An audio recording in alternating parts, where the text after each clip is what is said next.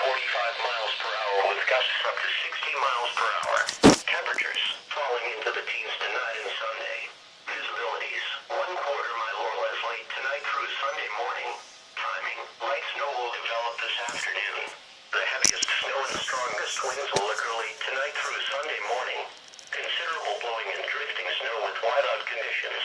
Impacts: dangerous travel developing after midnight with snow and high winds.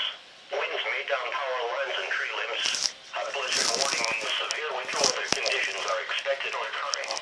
Falling and blowing snow with strong winds and poor visibilities are likely. This will lead to whiteout conditions, making travel extremely dangerous. Do not travel. If you must travel, have a winter survival kit with you. If you get stranded